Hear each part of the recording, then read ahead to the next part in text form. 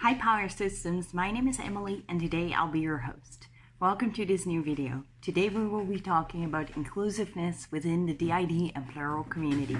Hi Power Systems, my name is Jay and the strongest system is my mom. Please like and subscribe and don't forget to press the bell so you will never miss a Power Up video. Thank you! So I want to start off this video with a poem or writing, something like that, that one of our 17-year-old male authors named Jason made. And he wrote this and I wanted to share it in this video. He wasn't willing or able to do it himself, so I will share it for him. And I thought it was such a good writing to start this video off with. So here we go. Imagine coming out of the closet and people accusing you of faking being gay or lying about it. Imagine coming out of the closet and people asking you for proof, or people saying you don't have enough proof. Imagine coming out of the closet only to be told there is no such thing as a closet. Imagine coming out of the closet and hearing you are not this or that enough to qualify. Imagine coming out of the closet and people fear you will now make other people also come out of the closet. Imagine coming out of the closet and people are actually scared of you because of a movie they saw. Imagine coming out of the closet and then have a doctor or a psychologist who tries to push you back in with medication or forced integration. Imagine coming out of the closet as plural and all of these above things are all of a sudden normal. This is part of why I and we want to change in our plural community. More acceptance, more compassion, more understanding. Having discussions with the intent of understanding over agreement. Accepting each system truly is unique and different, just as each alter is. And hence so is their path towards healing, their past, their future, and the choices they individually make as a collective system. So we are super proud of Jason for writing this. And it suits our current development of our channel so much. And also the development we are undergoing in our own lives. If you are in our Facebook groups like Alternation or Power to the Systems, you have might seen that we have updated our group rules and that we have also changed the name of our group. It is now called Alternation Plural Safe Space because we want to be open-minded and forward-thinking and progressive. And we want to be a catalyst for others to lounge on with. So as you might have known, the ICD came out a couple of weeks ago and it won't be officially in use until 2022. But we don't need those years to implement new rules. This is also the change where we go from our dear transgender people who now have a disorder miraculously in 2022 they don't have a disorder anymore. So we personally are not gonna, we have never said that transgender people are disordered, but if we would now stop that and say like, okay, we don't need to wait until 2022 to stop saying that transgender people are or have a disorder, because they don't, right? We already know. So we're just waiting for official paperwork and like all that stuff to come true. And it's the same with the dissociative disorders. There are many dissociative disorders, and I will put a link for you down below in the description and also in the blog, so you can look it up yourself and see what kind of different dissociative disorders there will be in 2022. But those people already exist, right? It's not like what they have now doesn't exist until 2022. So we want to be more inclusive of people's individual experiences and also where they are on their path of healing or path of life. For some people, the only way to cope to survive in this world is by unfortunately not recognizing the abuse. And we can hammer 100,000 times on you need to have child abuse. If they can't accept it at this time in their life, they still deserve help. And there are many systems we have met over the years that did not know they had trauma, but knew they were plural for 50 or 60 years until they found out they had trauma. And there was no help out there, right? Like we have now with the Facebook groups and the YouTube. That wasn't there back then. So there was no one you could talk about, even less than now, right? It's so hard for us to find a therapist. Imagine 50 years ago, it would just be called hysteria, and 30 years it would be called multiple personality disorder, and now it's called dissociative identity disorder, and now they're changing it again. Although I have to say dissociative identity disorder does still exist in the ICD-11, but so does many more dissociative disorders. So people are already experiencing that, and they just are not officially diagnosed with it yet. But that doesn't change their experience or how they live their day-to-day life or what they need help or support with.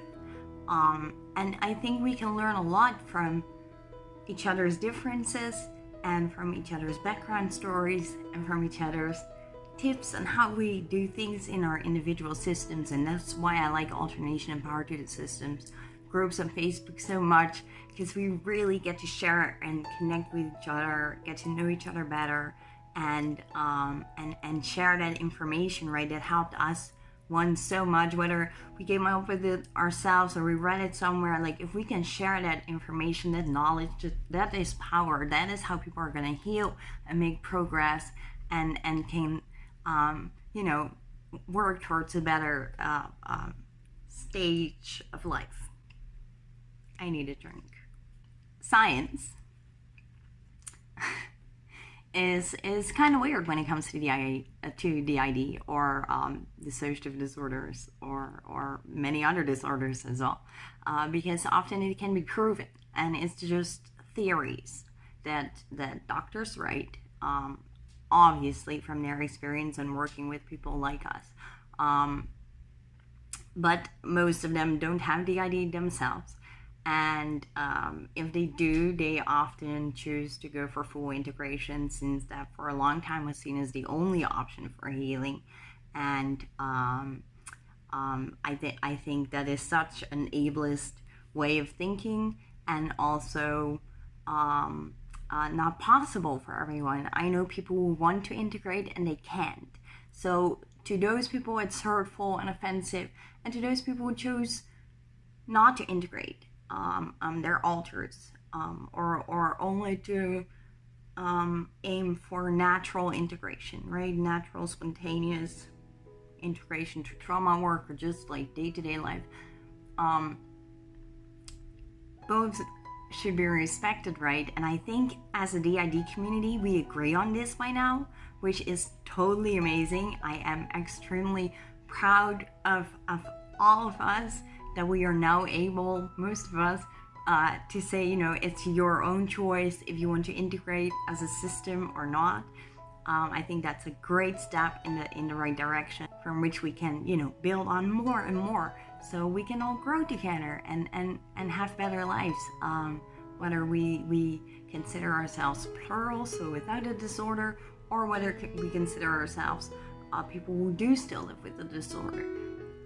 For us, as you know, we've recently made a video called To the Not So High Functioning Systems. And I still don't think we are a high functioning system. Not at all. I mean, we sleep like 17 hours a day, and it's not going so well. Hence the late video and not a weekly one as we would like to. But we're trying. So we don't consider ourselves a high functioning system.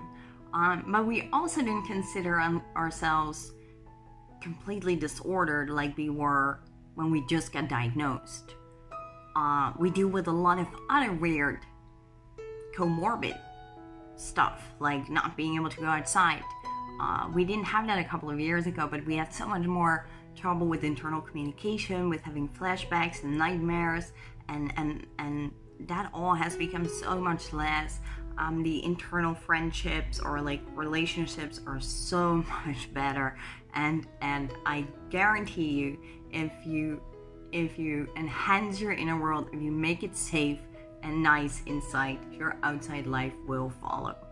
So this is just a short video as like part 2 of our writing series on culture building within the DID community, within the Plural community, and how we are doing that and our ideas for that. You can read more about that on our website, which is powertothesystems.com. There were also some other YouTubers who made videos recently about being more inclusive and open-minded towards everyone with a dissociative disorder, and I'm very grateful that that message is being picked up and being seen by the rest of the DID community. We might have a larger audience to spread this message that we are an umbrella and that we can all be together, and together we are stronger, together we unite, together we have a bigger voice, and we can make a bigger change in this world and get our rights, like normal therapy, without waiting 6 to 8 years for a diagnosis or having 5-year waiting lists to see a specialist. And to achieve that, we need more of them. And to achieve that, we need to break the stigma of DID, and we need to work together to get the attention of the people, right? The attention of those who have more influence than you and me on this platform, or in this world, I guess. So just to be extremely clear, in alternation, we believe that dissociative identity disorder is caused only by childhood trauma before the age of 5 to 9, depending on which research you follow. That does not mean that all our mods and admins have that same belief or don't have their own individual beliefs next to that belief. And I think it's really, really important that we start to accept this, because if we don't, we're gonna be stuck. And why, you will see in the second video. What I want to include in this video, and I have her permission, is a post by Kia J. Smithson from the wonderful DID group Living with Dissociative Identity Disorder, which is a really big group on Facebook that you probably already all know. But it's a wonderful group, so if you don't know it yet, go check it out. They wrote a post on September 18 that I want to share with you, and I will read it to you, and I will also try to insert the screenshot, but I'm not really sure if it's going to be readable, so hence I'm just reading it up front so we know that not unfortunately no one can read it. And you can find a link to their group in the description, and Kia has many more awesome groups, so definitely check that out. So she wrote in her group, Living with Dissociative Identity Disorder, "I've been in the multiple community for so many years. I now realize I really want a place where multiplicity is accepted, where we don't have to think about integration, because just by having to decide, do I want to integrate, it's already saying that being multiple is to be less than. I want a community where I'm able to talk about being multiple and have that accepted as who we are without having to justify that to anyone, let alone people in the multiple community itself. I don't have a T because I've reached a level of functionality that allows us to go unseen in a singleton world, and that sucks. Being multiple is not always a disorder. It's not always something we want to change, but we also don't get recognition or acceptance as a multiple. I need to find others like us so we can show these with DID who don't ever integrate for many reasons that there is another way and a quality of life that can be achieved as multiple." So I totally agree with Kia's comment or her topic actually in her group. I'm so glad she posted this and that she is on the same path as us and accepting being multiple, or plural as we refer to it as plural, because for us the multiplicity reminded us too much of being multiple personality disorder, right? Like it's 25 years old, outdated term now. So hence our group and our system has decided to go with plural, and Kia decided to go with multiple, but we all mean the same thing in the end, and that is exactly the point. Whether someone says I have DID or I'm plural or I'm endogenic or I'm anything like that, they mean the same thing. They have alters in their head and they want support and help. And if not, they do not belong in our group anyway. So, but just because someone has a different belief system or conviction, because imagine, if you find out you're multiple, not everyone goes to look for what kind of disorder that is, right? Some people never think about, oh, that's a disorder, or I have a mental health issue, especially if you don't know about the trauma. You might think it's something completely different. And then if you go online and you find something about natural multiplicity or endogenic systems, I'm not talking about individual communities here, guys. I'm talking about people who identify with a certain name or term that they personally like to use because that's how they've been taught to be, using it. Like we have some older people in our group who still like to say they have MPD because that's what they officially got diagnosed with a very long time ago. We're not forcing those people to say, hey, it's called DID these days. I'm like telling a lot of people like, hey, because I get a bit annoyed with people saying, hi, I'm Emily, I have DID, which used to be known as multiple personality disorder, because I feel like it's like instantly gonna have like alarm bells in the other person's head, like, oh my gosh. Ooh. And maybe it's the same with DID now after Split came out. I don't know, I don't hope so. But the only way to break the stigma is to have a bigger voice, a bigger umbrella, and to make the world realize it is normal. It's 1 to 3% of the world population that has a dissociative disorder. That means there are 6 to 7 plural people in this world. That is a whole lot of people. And if we can connect together, we can make a big change in this world for the better and the best of us. So power to the systems. Thank you so much for watching, and see you for part 2 of this video soon. Bye. Thank you, Power Systems, for over 1,000 subscribers, and for watching this video. Please like and subscribe, and don't forget to press the bell so you will never miss another Power Up video. Thank you so much, Jay and the Stronghold System. Wow, that was fast.